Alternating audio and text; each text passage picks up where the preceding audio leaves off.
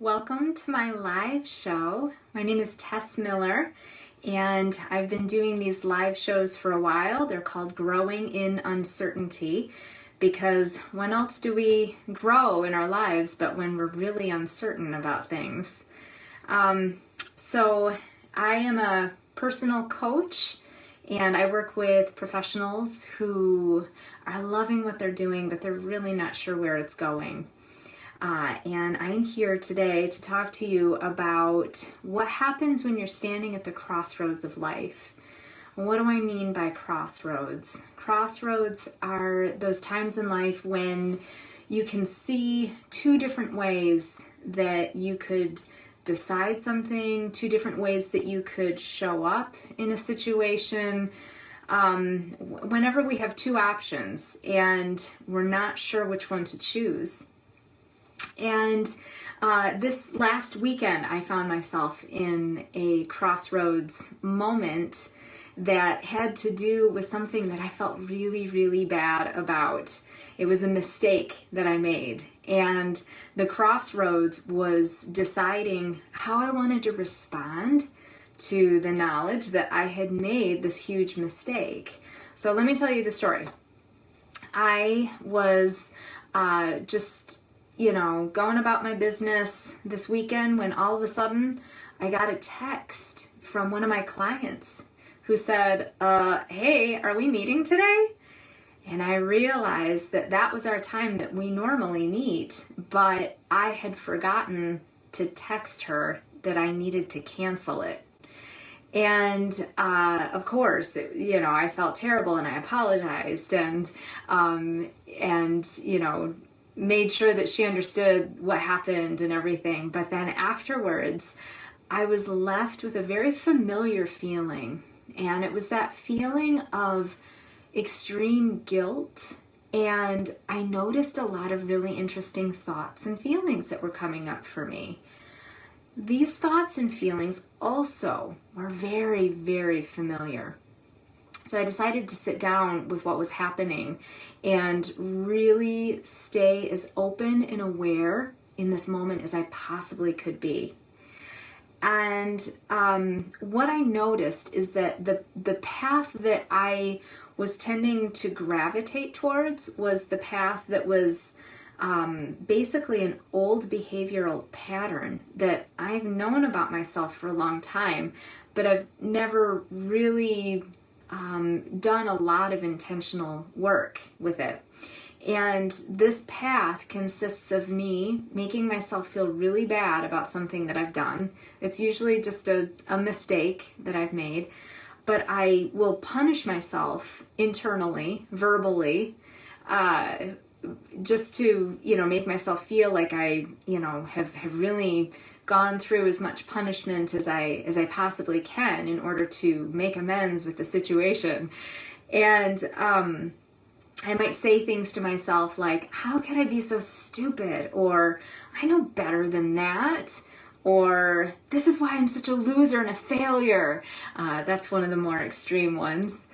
And and then my personal favorite is, I don't deserve to be happy right now because I made this mistake. Eventually, after the punishment goes on for a while, I'll let it go and get on with my life. But I was just thinking about this pattern that I could let myself go on.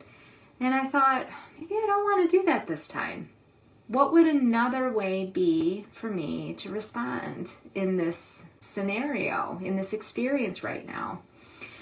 So I thought about it and I realized that a new path might consist of me taking a look at what I had done, like I would look at it for anybody else in my life. Other people make mistakes all the time, and how do I treat other people in my life that make mistakes? Well, I instantly forgive them because I know they're human and humans make mistakes. It's a part of life. We get distracted. We get rattled by the stuff that's happening in our lives. And so it's easy for our brains to forget things, or it's easy to think that we've done something when we actually haven't done it. I have vivid memories, by the way, of texting my client, but obviously I didn't.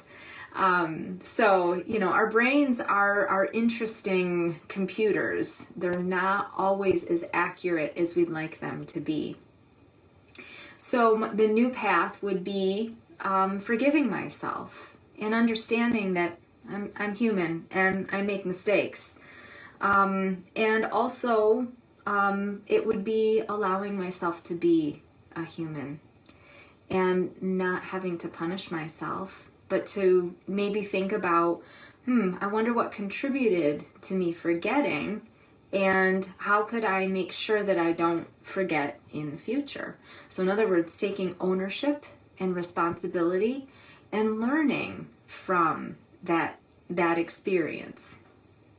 So I was looking at these two different paths and wondering, which one should I really go down this time? And that involved making sure that I stopped.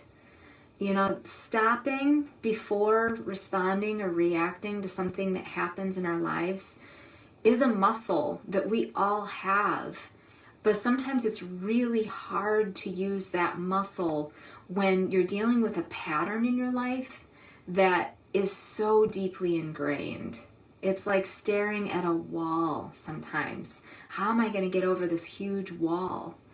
And the longer that behavioral pattern has been there, the higher that wall is going to be. So stopping is a really, although it seems like a really simple thing, it's not always easy. Stopping for me meant that I wasn't allowing myself to go down either one of those paths just yet. It gave me time to really think and reflect about what was going on for me. Stopping allowed me to notice the thoughts and the emotions that were coming up for me. And, in some ways, those thoughts and emotions were totally out of my control. But they truly are in our control if we take charge of them. Stopping gave me a chance to see exactly what this usual pattern of behavior for me was all about, and allowed me to decide whether or not I truly wanted to go down that path. And it allowed me to discern which path would really serve me best, and to really think about, how is that old path really serving me anymore? So when I stopped this weekend to reflect on what was going on for me, I found that old pattern that I was tempted to engage in was something that I first experienced in childhood. When I was a kid and I did something that, I needed to learn from, whether it was something like putting my hand on the stove, or running out into the street, or, something like that when you're really young, you don't know these things yet. They're not part of your awareness. Somehow in there, I started to develop this sense that I was that I needed to punish myself before my parents did, because maybe if I punish myself, then the punishments, it won't be as bad. And of course, the punishments were never bad in my household, but I don't know, for some reason I just felt like I needed to add that extra layer of punishment to really make sure that I learned this lesson. And I grew up with this pattern of punishing myself internally. Saying these things, you should have known better, you totally failed, all of those things. The problem is that as you grow up, that pattern doesn't necessarily serve us anymore. So maybe at the moment when I was 4, maybe it served me to really be aware and have that self-punishment be there, so that I could learn and incorporate the idea that you probably really shouldn't be running out into the middle of the street before looking to see if there's a car coming.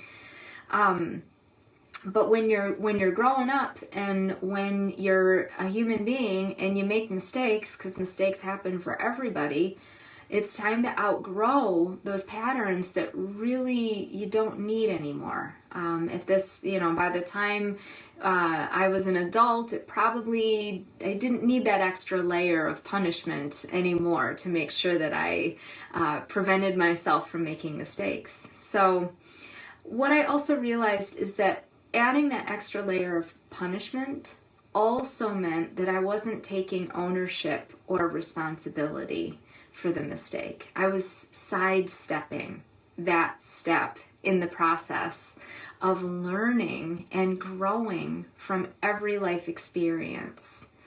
I was focusing so much on how bad of a person I was that I was not looking at the gold that was in that experience. I was not getting the benefit of having that experience and having the opportunity to learn from it. So I realized too that I was sidestepping the issue of needing to feel like I'm perfect. Why am I holding myself to a higher standard than everyone else in my life? I wondered. How come everybody else gets to make mistakes, but I don't? So those two big things were operating under the surface of my pattern of punishing myself whenever I make mistakes. The pattern of not taking ownership and responsibility, and also not really allowing myself to be human. So, of course, in the moment of the pause, I realized that it was kind of ridiculous to not allow myself to be human. And it was also really ridiculous to not allow myself to learn from my mistake. So, although it was really hard for me to not take that typical path that I normally take, I decided to go down the unfamiliar path and to forgive myself and to take ownership and engage with the lessons that I needed to learn. And the biggest lesson that I needed to learn was that I needed to listen to my gut. I remembered that when I set up that appointment with my client, there was something inside saying, "Are you sure this weekend is going to be the best time for you to be doing a session?" And my mind overruled and said, "Why not? What could possibly come up? So what if it's a holiday weekend? That's okay." But of course, my gut was right. My gut realized you need the time off. It's time to take a break. So here are some tips about what you can do when you realize that you're engaging in a pattern that isn't necessarily serving you anymore. The first step, as I've talked about, is to stop. Stop what you're doing. Don't react the way that you normally do. As tempting as it is, as much as you think it's going to make you feel better to react instantly, it's not, I promise. It's important to sit with the experience and let it unfold before you make a decision. The second step is to notice what's really happening in this experience. Is it really about whatever is happening? Or is there some other story that's operating under the surface of what's happening? Is this an old story that's repeating itself that maybe wants to be revisited and resolved in some way? The third step is stay open. Stay open and aware of your thoughts and emotions that come up. This includes any of the beliefs as well that you might have about yourself or what's going on. And the fourth step is to choose not to believe those thoughts and emotions or beliefs. We truly do have a choice to not believe it. As compelling as it may feel at the time, it's not necessarily rooted in reality to say, "Oh no, I'm not perfect again. I'm a loser." Or, "Oh no, I have to punish myself longer than anybody else deserves to be punished." That's not very reasonable. So by choosing not to believe our thoughts and emotions, we can start to break that pattern. The fifth step is to ask yourself some questions. The first question is, where and when did this pattern come from?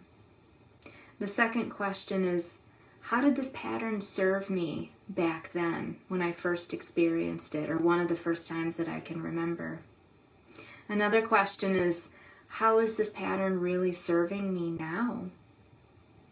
Another question is, what might happen if I don't follow this pattern? And then another one, what are some other ways I could choose to respond? And finally, which way of responding seems reasonable for me right now? And then the final step in this process is that when you're ready, make a choice, try it on for size and see what happens. It doesn't necessarily mean that the next time something like this happens in your life, you have to go with that option. There's so many different roads that we could take when we're presented with experiences in life. And it's important to keep trying. You know what they say, someone who keeps trying the same thing expecting different results, well, that's the definition of insanity, right? So it's important to stay open to the process and try something new. Old patterns really can feel like walls that we have to climb over. And the more you can practice that muscle of stopping, that is the first step to opening yourself up to real change in your life, to making change in really old patterns and ways of being and ways of believing or thinking. And another thing that they say is, if you really want to see change in your outer world, you have to first start with your inner world. So I hope that that process helps you as we move forward in our lives and you notice being triggered in any ways. Try this process out. See what happens for you. For more information about me and what I do as a coach, please head over to my website, www.tess-miller.com. You can also sign up to receive weekly emails from me. I share resources and tips there. And also I advertise when my next live shows are, so you can stay in the loop about that. And if you want more contact with me, you can also find me on Facebook under my business name, Wings Unfolded, and also on Instagram, LinkedIn, and on my YouTube channel. So I'd love to hear from you. Thanks so much for watching this week, and take care.